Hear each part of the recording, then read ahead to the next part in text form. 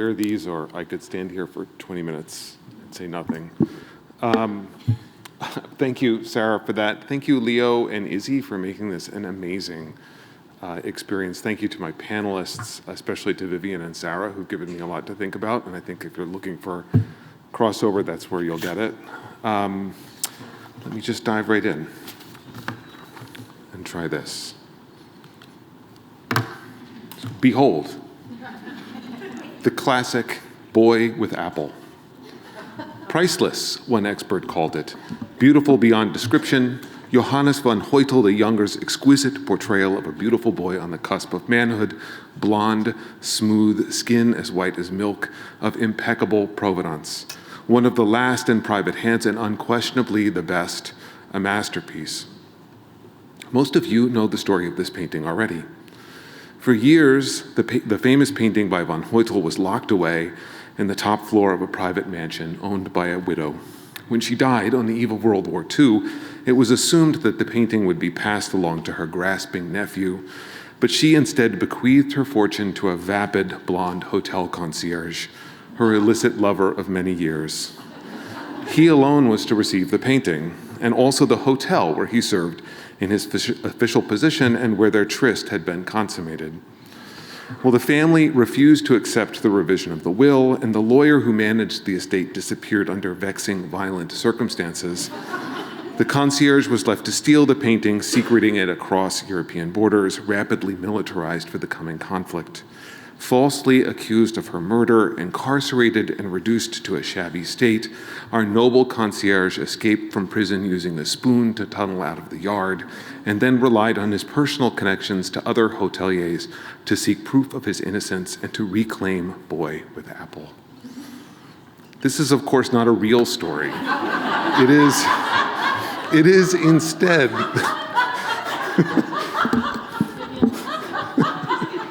It is instead the plot of Wes Anderson's 2015 film, The Grand Budapest Hotel, a send-up of the value we assign to art and an incisive critique of the workings of the modern hotel.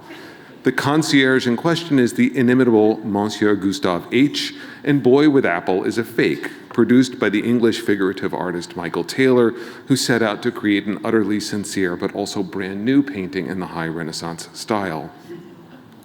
Anderson's clever parody of our fetish for high art is rather straightforward, because of course Boy with Apple is a ridiculous, entirely over-the-top mockery of the sort of effete, Baroque portraiture of centuries past. The critique of the hotel in the film is more complex. And in the end, Boy with Apple is transformed by its relocation into the great entryway of the Grand Budapest, a switching point for myriad publics and privates. What better place to mount a priceless masterpiece than on the wall behind the desk clerk, where every single guest of the hotel would see it, whether they sought it out or not? To install the painting, that is, where each seeker of the intimate dreamscape of the hotel would confront Gustave H.'s most meaningful acquisition, a reminder to him of the melodrama of life behind the institution's closed doors. We've been gathered here today to think about, and last night, to think about Edward Hopper's distinctive vision of the modern hotel. In this particular effort, I speak of the hotel and not of Hopper, except as illustration. I'm a cultural historian, not an art historian, not a scholar of Hopper, and I'm zeroed in on that particular institution, the hotel, and its workings, its meanings, and not the man at all.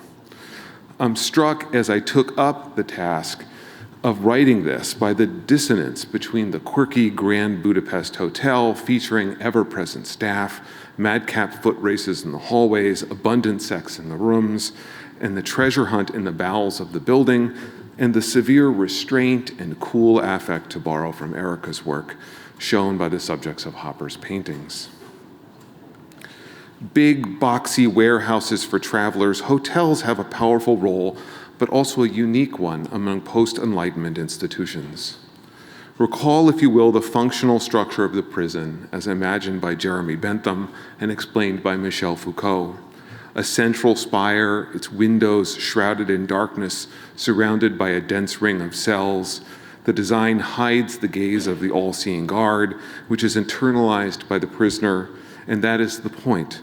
The prisoner learns to behave well by imagining that he or she is always being watched by someone who has expectations for good behavior. After a brief visit to the public lobby, the hotel, in contrast, distributes near complete autonomy to its guests in the form of unsurveilled, borrowed space free from supervision. The structure utilizes space to amplify and refine an explicitly mobile, cosmopolitan self, a self that imagines the private reaches of the hotel as restorative makerspace, sites for fantastic, ever-shifting expressions of living and dying, fortune and failure, beginnings and endings. In short, of a life bigger, bolder, wilder, cleaner, and more therapeutic than real life. If it is the case that the best American prisons, with their short length of stay, wholesome food, recreational programs, and radio in every cell, might at first glance resemble second-class hotels, the crucial differentiating factor, of course, is the guest's freedom to check out whenever they wish, to remain transient and mobile as inclination and necessity might dictate, and to choose what they do behind closed doors. In all of this, the concierge, Gustav H., is not the surveilling authority, but the distributor of dreams, not the embodiment of morality's gaze, but the agent charged with the self's most guarded provisioning. There's much to say about Hopper's vision of these interior locations, and much of it has already been said too, but what strikes me the most right now at the close of this symposium is that interiority, that sense of private space and the intimate posture of so many of the figures on the canvas, and so many of them women. These figures are offstage and out of sight in a room where almost anything could happen.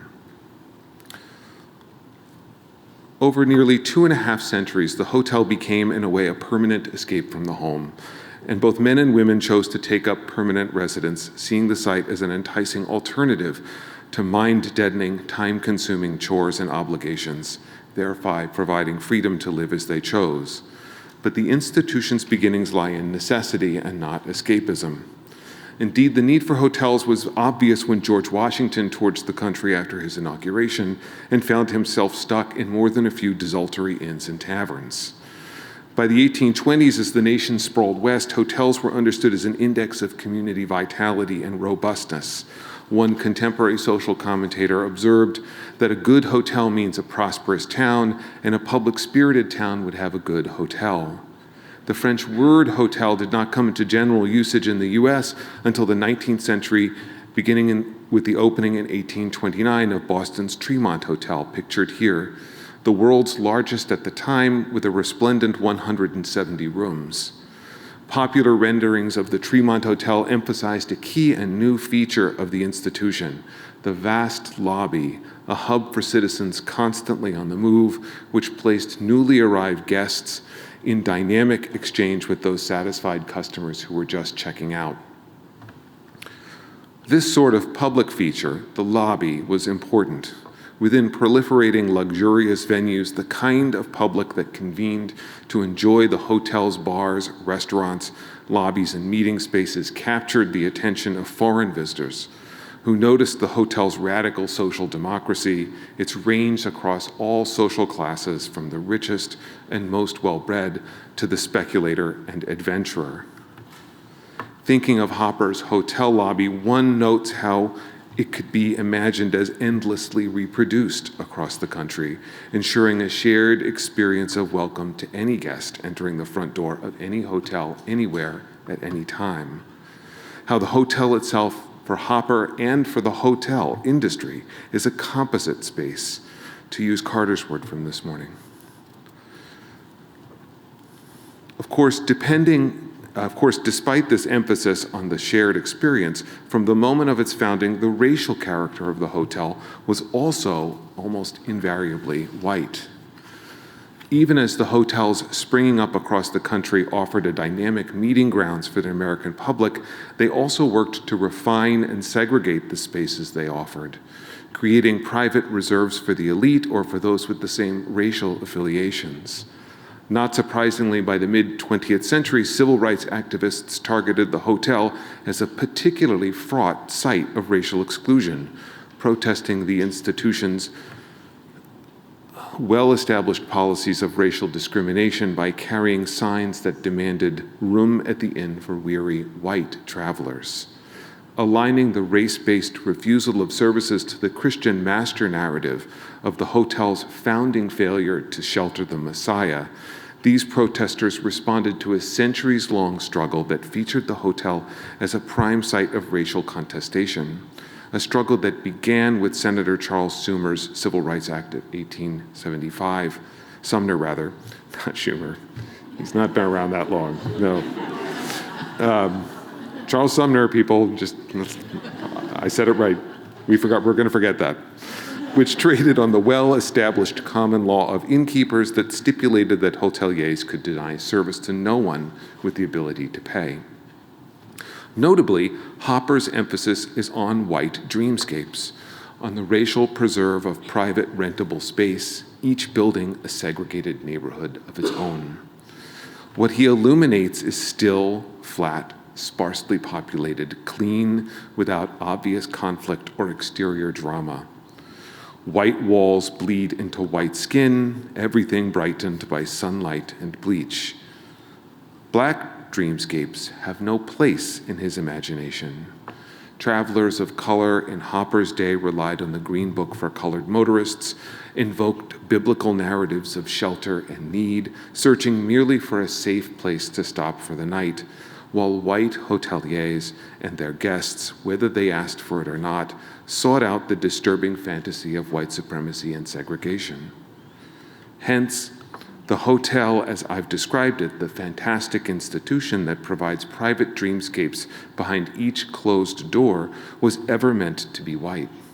And this, to be sure, Hopper realized in his art.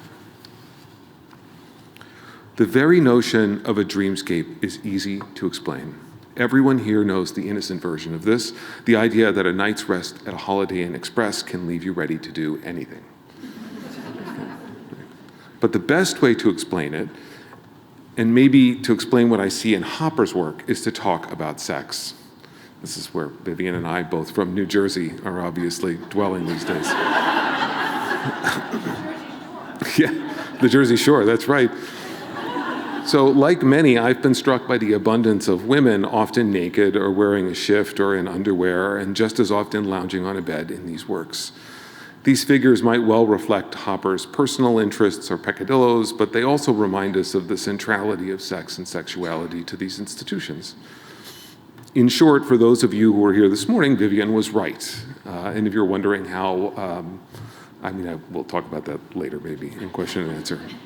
To anyone who's ever watched movies like Pretty Woman or Made in Manhattan, there's nothing surprising about the fact that hotels and the kinds of flexible space they offer to temporary guests and workers can effect transformations that are life-transforming, right? Changes, for example, of sex workers and domestics into ladies who lunch. No one can be shocked that in the particular kind of space the hotel creates, there is sex work along with domestic work, or that the staff, the Gustav H's of the world, manages this work formally or informally, legally or illegally. Not, that is, when the Hollywood conception of romance includes Edward Lewis's week-long engagement with prostitute Vivian Ward, a hard-luck call girl brought to the Regent Beverly Wilshire and given a makeup by the hotel's concierge, who sees her as a rough around-the-edges member of his same social class. This isn't always so romantic, if it ever was.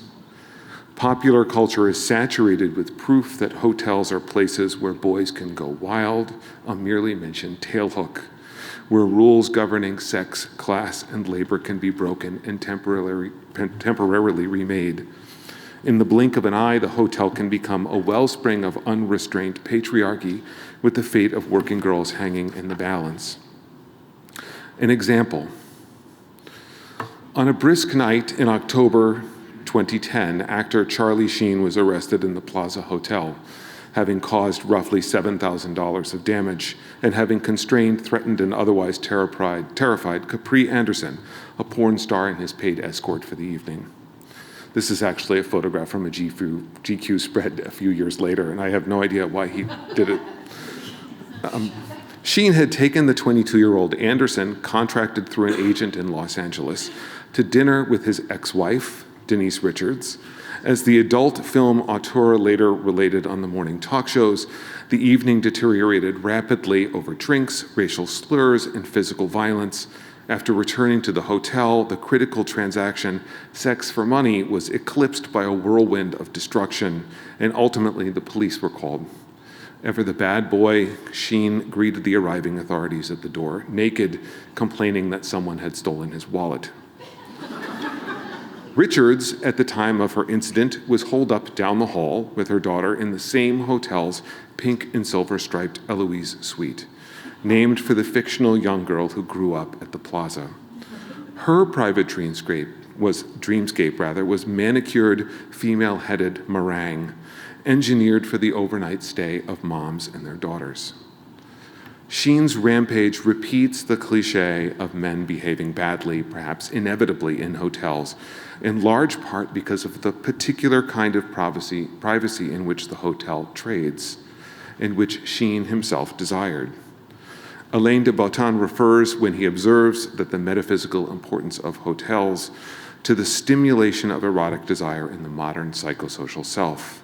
Within the hard terrain of the hotel, one is loosed from domestic restraints and dangerously released into the only social institution in the world that promises, if you seek such a promise, to feed you, get you drunk, introduce you to strangers, shield you, if possible, from the police, emancipate you, if you want it, from the rules of your ordinary life. Clean sheets and fresh towels appear while you attend to business during the day, and then it can start all over anew. In this way, the hotel might very well look and feel like a home away from home, if that home were seen through the bottom of a shot glass. Hopper's Spartan hotel rooms evolved into these modern sex spaces fairly quickly, but even in his day, this was a well-understood part of life in a hotel. Indeed, it has always been so.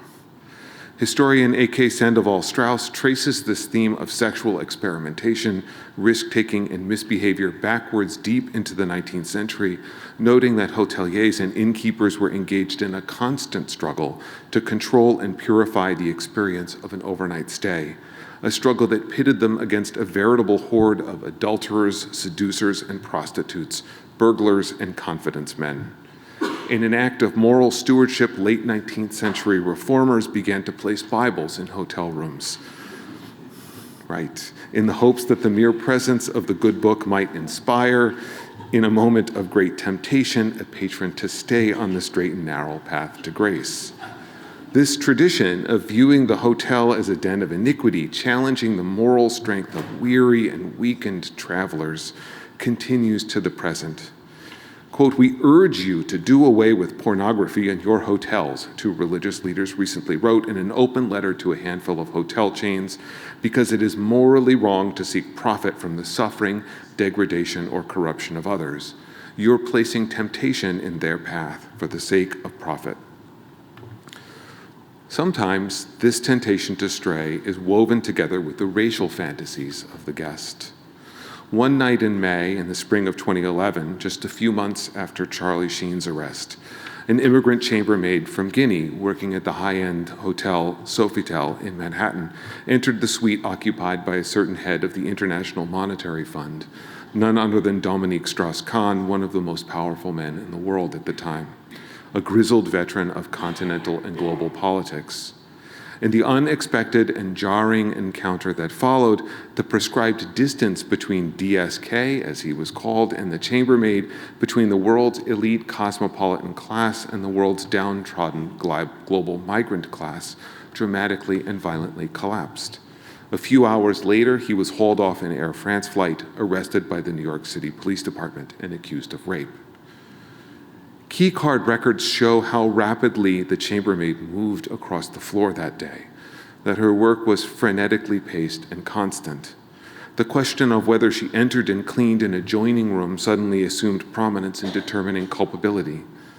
The time frame of her movements, late morning and midday, corresponded to the moment at which travelers were supposed to be out of their rooms, when the hidden agents of room service likely emerge as nameless automatons, to tidy up the rooms and tighten up the bed sheets. And there in the middle of the 28th floor was the service lobby, wherein these typically invisible attendants stored their supplies, stacked their clean towels, and keep their perfumed soap and shampoos.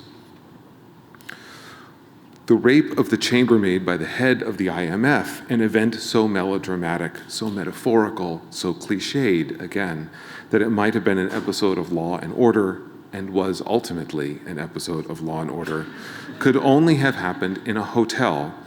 What DSK understood was that it was meant to bring his darkest dreams to life. Every room is different. One remembers again that Charlie Sheen's dystopic rape fantasies were staged in the same hotel as Denise Richards' saccharine motherly dream. One could read the still frames of Hopper's various hotel paintings as a sign of a man with voyeuristic fantasies. So much peeping through windows, I thought. So many scantily clad women sitting on beds, exclamation point. One might also think, though, that each private scene in Hopper's work is poised on the knife's edge, ready to turn into something else in the blink of an eye. And I love the description earlier today of these as film stills, in a sense, and the opposite of a Norman Rockwell scene or story. The seeming sameness on the canvas is the capture of the moment before the room's private operations begin, or the moment after which they've concluded. We watch the stillness knowing that something might be about to happen or will soon. Hopper rarely, very rarely, offers us a glimpse of those spaces marked for staff only.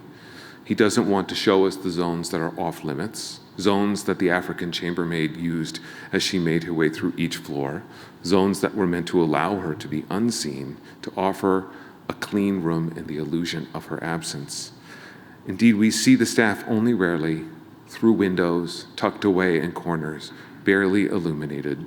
And in this way, these paintings reflect his keen sense that the guest, and especially the white male guest, was the absolute sovereign here. Perhaps Hopper picked up on something else. Despite the soft walls and the earth-toned furniture, despite the feeling of control of the exhaled breath, there's an inherent stress built into the room itself. The provocative possibilities of sexualized danger, risk, and violence, the barely clothed women biding time, anticipating something, pensively waiting or contemplating their place in the patriarchy, fearful, not restful. And as well, that stress could flow from the palpable violence that lies behind the extraordinary whiteness of each scene, that of racial supremacy and segregation, the lynch mobs, police arrests, and secret corridors that enabled the spaces of the hotel to remain racially pure, the determination of the hotel's owners to protect that purity, and the implicit wish of the white guest for the expansion and preservation of it all.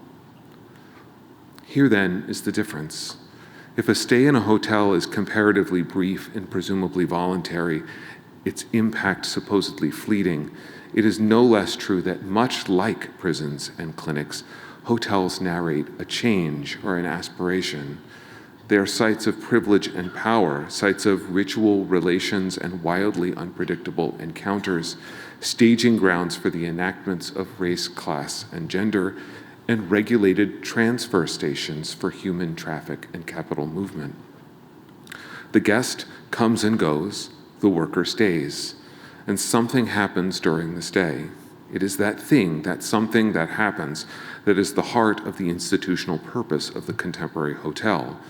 In the coming and going to a fixed site, there is the hope of transformation of some kind, a transformation into some idealized self, into some temporary and often terrifying reality behind closed doors. At the close of Wes Anderson's film, the glorious Grand Budapest, once resplendently ornate and clad in pink and white meringue, a veritable wedding cake of a hotel, has been stripped down and clad in gray concrete. The lobby, once brightly lit and neoclassical, is now grim and dirty, looking more like a brutalist subway station in some decaying socialist city.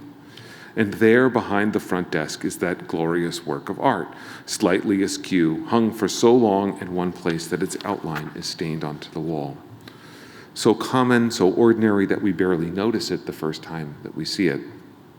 And standing at that desk is the bitter concierge, a reflection of the hotel's now sorry state, and a reminder that in the lobby, the attending, surveilling gaze ensures provision and satisfaction, not policing, for each client on their terms, and directs the guest to the more intimate and unregulated retreats that lie within.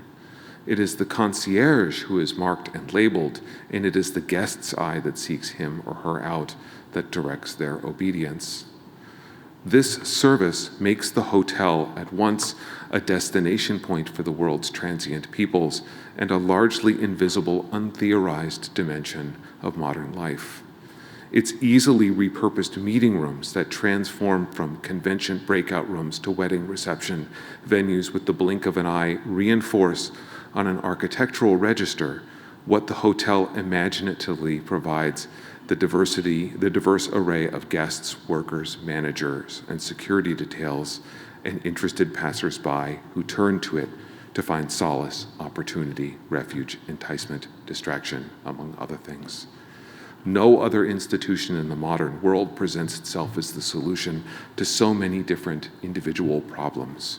And perhaps this is why, in the end, Hopper was so repeatedly drawn to it, to an open road filled with so many of these way stations of pleasure, of danger, and of possibility. Thank you very much.